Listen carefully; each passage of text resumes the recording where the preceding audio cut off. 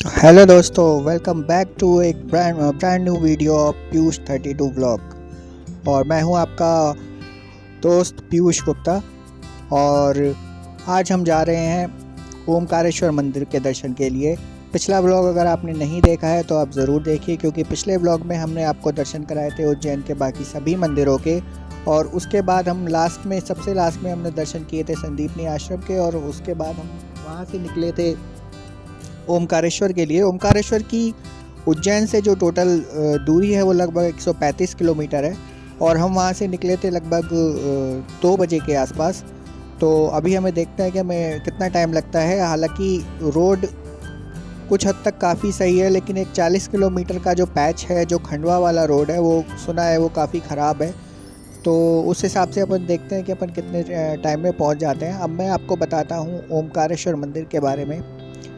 लेकिन अगर आपने हमारे पुराने व्लॉग नहीं देखे हैं तो पुराने व्लॉग ज़रूर देखिए। वहाँ हमने आपको दर्शन कराए थे महाकालेश्वर मंदिर के, उसके बाद महाकाल लोक के, और उज्जैन के जितने भी फेमस मंदिर हैं उन सब के दर्शन हमने आपको पिछले व्लॉग्स में कराए हैं। तो प्लीज़ आप उनको ज़रूर देखिए, आपको वो बहुत अच्छे लगेंगे। और उसके बाद आज हम आपको ओमकारेश्वर मंदिर के दर्शन भी कराएंगे। तो प्लीज़ हमारे व्लॉग में बने रहिए। और ये वीडियो अगर आपको पसंद आए तो प्लीज़ इसे लाइक कीजिए, दोस्तों के साथ शेयर कीजिए। और अगर आप हमारे चैनल पर नए हैं तो प्लीज़ सब्सक्राइब कीजिए। दोस्तों, भगवान शिव के द्वादश ज्योतिर्लिंग में चौथा ओमकारेश्वर है। ओमकार का उच्चारण सर्वप्रथम सृष्टिकर्ता ब्रह्मा जी के मुख से हुआ था। वेद का पाठ भी ओम के बिना शुरू नहीं होता है। उसी ओमकार स्वरूप ज्योतिर्लिंग श्री ओमकार के भगवान शिव के ओमकार के रूप में जो दर्शन होते हैं वो ओमकारेश्वर में होते हैं। और ज्योतिर्लिंग वे स्थान कहलाते हैं जहाँ पर भगवान शिव स्वयं प्रकट हुए हैं और ज्योति रूप में स्थापित हैं। और कहा जाता है कि ओमकारेश्वर ज्योतिर्लिंग के दर्शन से आपके सभी पाप भस्म हो जाते हैं। दोस्तों, श्री ओमकारेश्वर ज्योतिर्लिंग मध्य प्रदेश के प्रमुख शहर इंदौर से 77 किलोमीटर की दूरी पे है। और ये एकमात्र ज्योतिर्लिंग है जो नर्मदा के उत्तर तट पर स्थित है। भगवान शिव प्रतिदिन तीनों लोकों में भ्रमण के पश्चात यहाँ आकर विश्राम करते हैं। और इसीलिए यहाँ पर भगवान शिव की विशेष शयन व्यवस्था एवं आरती की जाती है और शयन दर्शन भी होते हैं। दोस्तों, ओमकारेश्वर भारत के लगभग मध्य में स्थित है और यह मध्य प्रदेश के प्रमुख नगर इंदौर के पास है। यहाँ आने के लिए आपके पास बहुत सारे साधन उपलब्ध हैं, तो मैं आपको सबके बारे में बताता हूँ। अगर आप हवाई यात्रा द्वारा यहाँ आना चाहते हैं तो इसके लिए आपको आना होगा इंदौर के अहिल्याबाई होलकर अंतर्राष्ट्रीय हवाई अड्डे पे, जो कि भारत के सभी प्रमुख नगरों से जुड़ा हुआ है। और यहाँ से जो ओमकारेश्वर की दूरी है वो 77 किलोमीटर है, जिसे आप वहाँ से निजी टैक्सी और बस के द्वारा भी कर सकते हैं। और अगर आप ट्रेन से आना चाहते हैं तो आपका जो यहाँ का सबसे पास का स्टेशन है वो होगा खंडवा, जिसकी दूरी ओमकारेश्वर से लगभग 72 किलोमीटर है। और अगर आप बस से आना चाहते हैं तो बस से आपको मोरटक्का करके एक बस स्टैंड है जो कि यहाँ से 12 किलोमीटर दूर है। तो मोरटक्का तक आने के लिए आपको इंदौर, उज्जैन, खंडवा और खरगोन यहाँ से आपको सीधी बस वहाँ से मिल जाएगी। और निजी टैक्सी से अगर आप आना चाहते हैं तो यहाँ बड़ी आसानी से आ सकते हैं। दोस्तों, ओमकारेश्वर में आपको ठहरने के लिए कई होटल, धर्मशाला और भक्त निवास उपलब्ध हैं। यहाँ करीब करीब 50 धर्मशालाएँ हैं, जिसमें से अधिकांश नई बनी हैं। और इसके अलावा कई आश्रम हैं जहाँ आप आराम से स्टे कर सकते हैं। ओमकारेश्वर मंदिर ट्रस्ट द्वारा भी विश्रामालय बनाया गया है। तो यहाँ की जो कुछ फेमस रुकने की जगह है मैं उसके बारे में आपको बताना चाहूँगा। एक है श्री जी विश्रामालय, जो कि काफ़ी अच्छी जगह है रुकने के लिए। एक है गजानन महाराज संस्थान भक्त निवास, जो कि एक आश्रम है। और उसके बाद मध्य प्रदेश पर्यटन शासकीय नर्मदा विश्रामालय भी आपको ओमकारेश्वर में मिल जाएगा। और उसके अलावा एक और आश्रम वहाँ है जिसका नाम है श्री दादा दरबार भक्त निवास। तो वहाँ आपको रुकने के लिए बहुत सारे ऑप्शन हैं, तो आपको कोई भी टेंशन लेने की ज़रूरत नहीं है।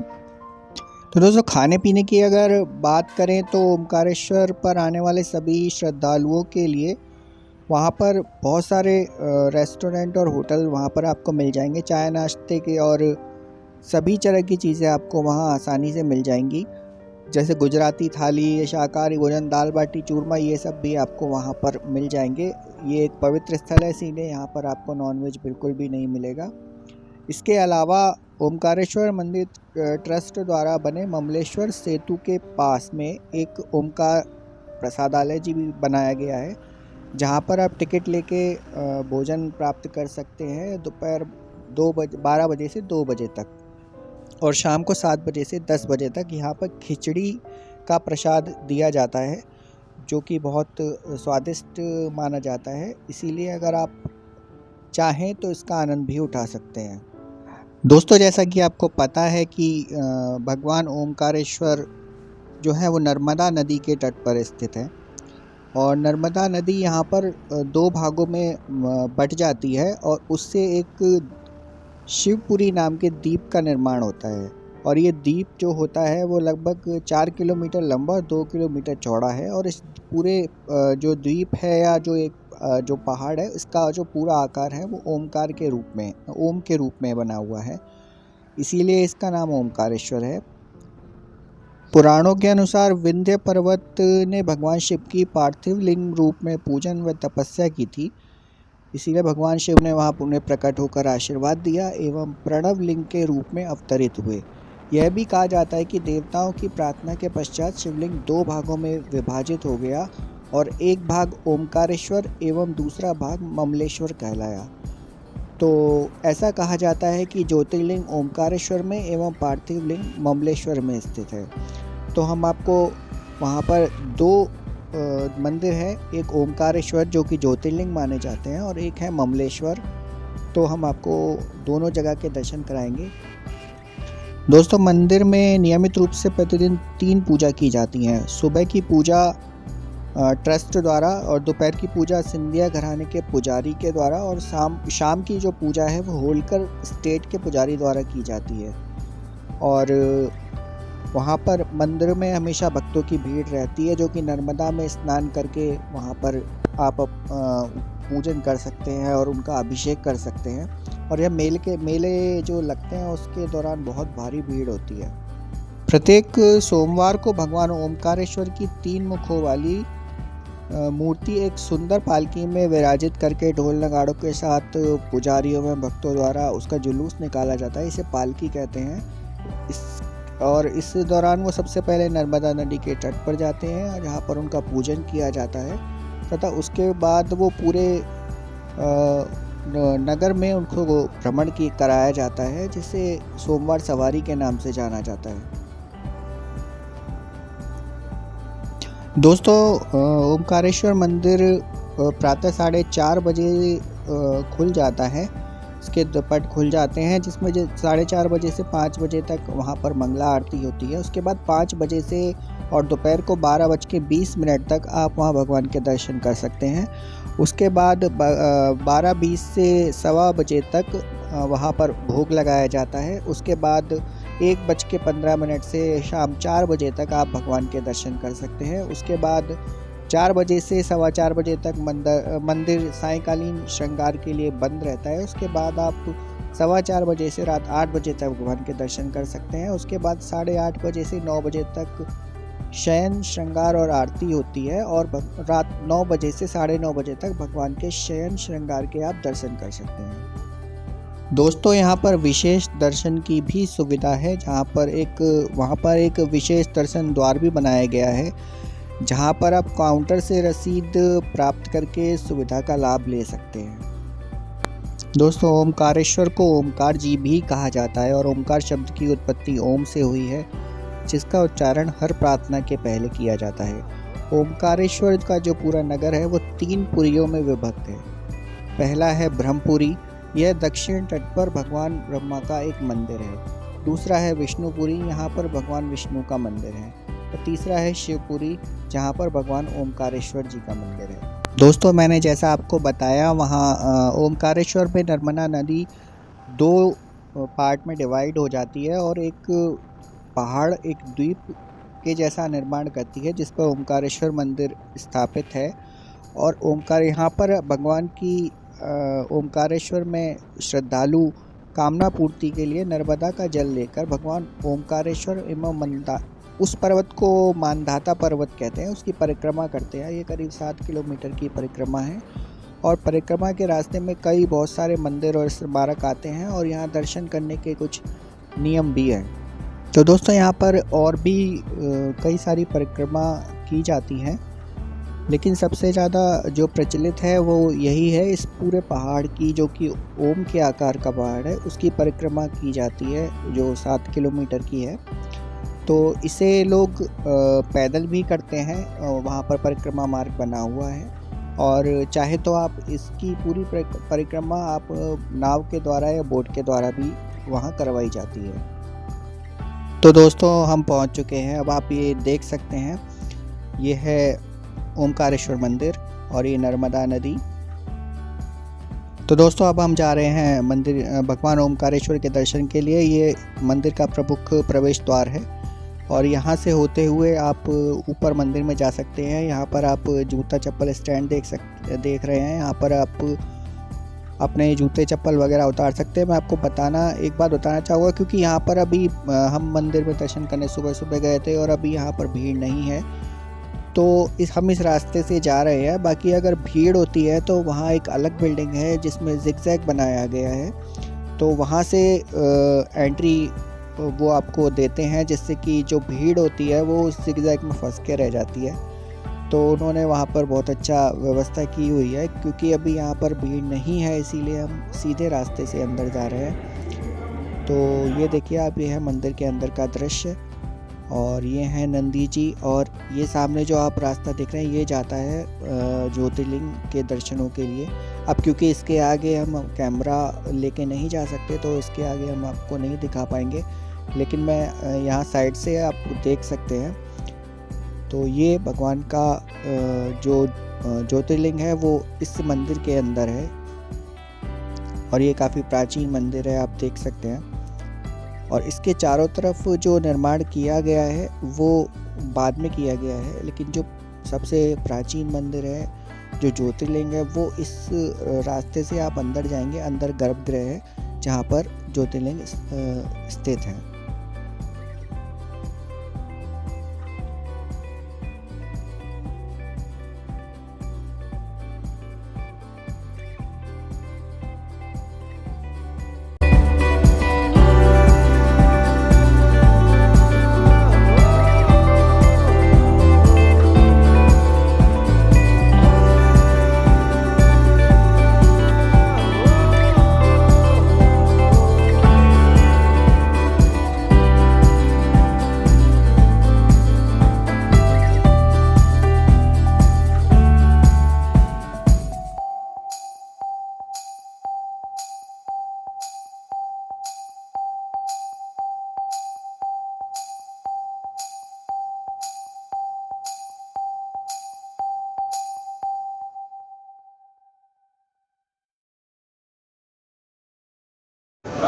तो दोस्तों अभी हम हैं ओमकारेश्वर मंदिर में और अभी बज रहे हैं सुबह के 6:15 और हमने अभी दर्शन किए हैं। और मैं आपको जहाँ तक हो सकेगा मंदिर के अंदर का दृश्य दिखाता हूँ और आप एंजॉय कीजिए। और ये मंदिर सुबह 5 बजे से रात को 8:30 बजे तक खुला रहता है। ये मंदिर ओमकारेश्वर इस मंदिर का नाम है। और क्योंकि ये जो पूरा क्षेत्र है ये एक पहाड़ पर है और उसकी आकृति बिल्कुल ओम पर्वत की तरह है, इसीलिए यहाँ का नाम ओमकारेश्वर है। और ये आप देख सकते हैं, ये है नर्मदा नदी, जिसके बिल्कुल किनारे पर ओमकारेश्वर ज्योतिर्लिंग है। और आप इस नदी में बोटिंग भी कर सकते हैं। मैं अभी आपको यहाँ के घाट पर लेके जाऊँगा। और ये जो आप कुछ जिगजैग रास्ता देख रहे हैं, ये मंदिर में आने का दूसरा रास्ता है। जब भीड़ ज़्यादा होती है तो लोगों को इस जिगजैग से ऊपर लाया जाता है, जिससे काफ़ी सारे लोग यहाँ लाइन में खड़े हो सकते हैं। और हम आए थे इस दूसरे नॉर्मल रास्ते से, जो अंदर ओमकारेश्वर ये जो जगह का स्थान है उसके अंदर गलियों से होता हुआ आता है। और अब क्योंकि ये मेन मार्केट से होता हुआ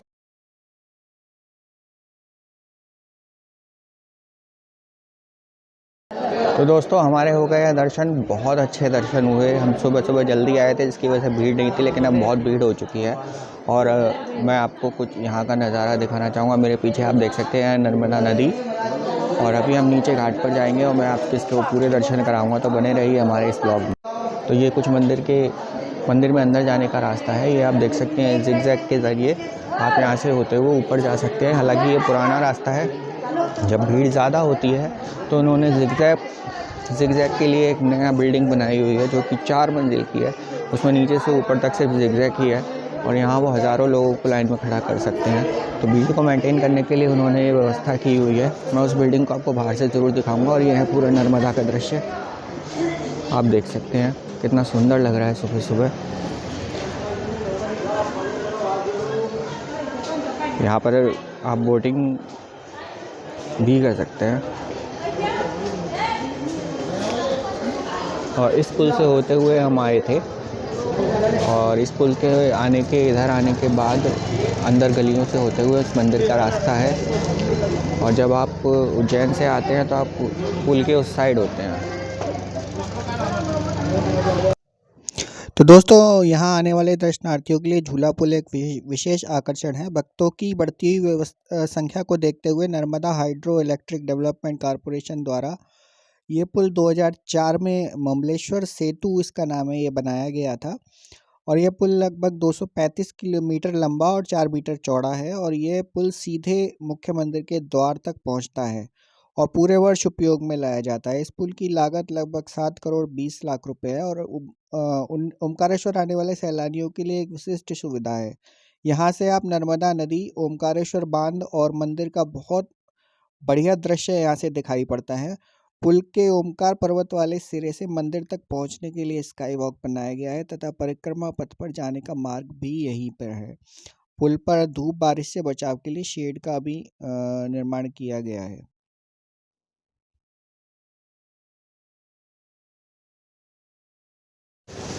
तो दोस्तों अभी हम जा रहे हैं झूला पुल से होते हुए नर्मदा जी की दूसरी साइड, वहाँ हम आपको घाट पर भी ले जाएंगे। तो ये हम आ गए हैं अब पुल पर, ये आप देख सकते हैं, ये है झूला पुल।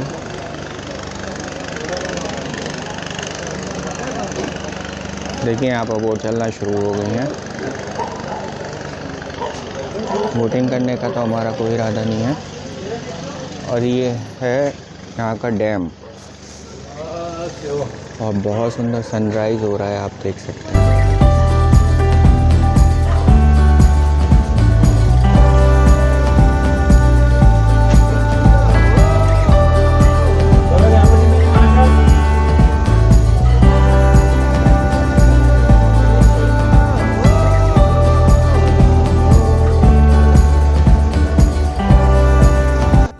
दोस्तों जैसा कि मैंने आपको बताया कि ओमकारेश्वर ज्योतिर्लिंग के 2 स्वरूप हैं, और एक को दूसरा जो स्वरूप है उसको ममलेश्वर नाम से जाना जाता है। अभी हम उसी मंदिर के दर्शनों के लिए जा रहे हैं। और यह मंदिर नर्मदा के दक्षिण तट पर ओमकारेश्वर से थोड़ी दूर हटकर है। अलग अलग होने के बाद भी दोनों की गणना एक ही मंदिर में की जाती है। लिंग के 2 स्वरूप होने की कथा पुराणों में कुछ इस प्रकार से है कि विंध्य पर्वत ने पार्थिव अर्चना के साथ भगवान शिव की 6 मास तक कठिन उपासना की थी। उनकी इस उपासना से प्रसन्न होकर भूत पावन शंकर जी वहां प्रकट हुए। उन्होंने विंध्य को उनके मनोवांछित वर प्रदान किए। विंध्याचल की इस वर प्राप्ति के अवसर पर वहाँ बहुत से ऋषिगण और मुनि भी पधारे। उनकी प्रार्थना पर शिवजी ने अपने ओमकारेश्वर नामक लिंग के 2 भाग किए। एक का नाम ओमकारेश्वर और दूसरे का नाम ममलेश्वर पड़ा। तो ये ममलेश्वर वही मंदिर है जिसके अभी आप सामने देख रहे हैं। और दोनों लिंगों का स्थान और मंदिर अलग अलग है, फिर भी दोनों की सत्ता और उसका स्वरूप एक ही माना गया है। शिव पुराण में इस ज्योतिर्लिंग की महिमा का विस्तार से वर्णन किया गया है। श्री ओमकारेश्वर, श्री ममलेश्वर के दर्शन का पुण्य बताते हुए नर्मदा स्नान के पावन फल का भी वर्णन किया गया है। प्रत्येक मनुष्य को इस क्षेत्र की यात्रा अवश्य ही करनी चाहिए। दोस्तों भगवान शिव तो भक्तों पर अकारण ही कृपा करने वाले हैं, फिर भी जो लोग यहाँ आकर उनके दर्शन करते हैं उनके सौभाग्य के विषय में कहना ही क्या है। उनके लिए तो सभी प्रकार के उत्तम पुण्य मार्ग सदा सदा के लिए खुल जाते हैं।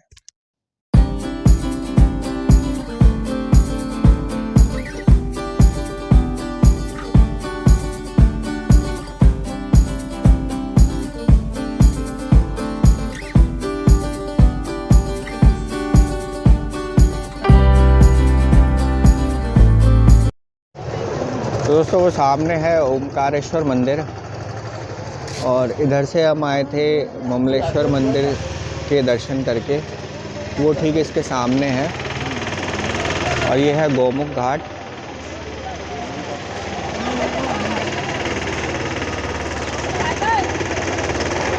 और यहाँ मैं आपको दिखाऊँ दोस्तों, जब नर्मदा नदी में बारिश के दिनों में बाढ़ आती है तो उसका पानी देखिए आप यहाँ तक आ जाता है। मतलब जहाँ हम खड़े हैं ये पूरा इलाका डूब जाता है। और ये सामने मैं आपको जूम करके दिखाता हूँ, ये है वो जिगजैग वाली बिल्डिंग। और उसके ठीक पीछे आप जो मंदिर देख रहे हैं वो है ओमकारेश्वर मंदिर, ओमकारेश्वर ज्योतिर्लिंग।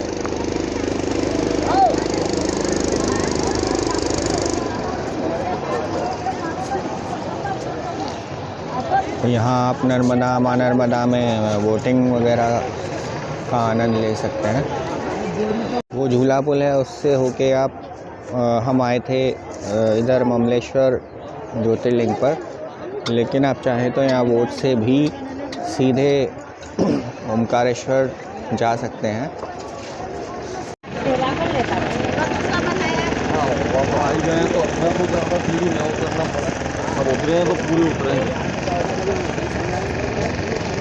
देखिए दोस्तों,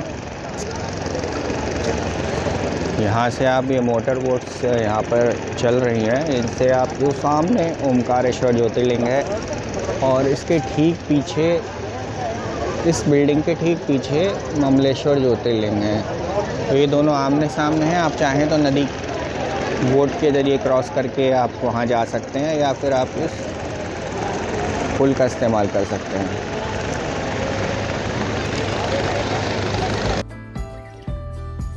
तो दोस्तों ये आप देख सकते हैं, ये है ओमकारेश्वर डैम। ये नर्मदा नदी पर बने 30 बांधों में से एक बांध है।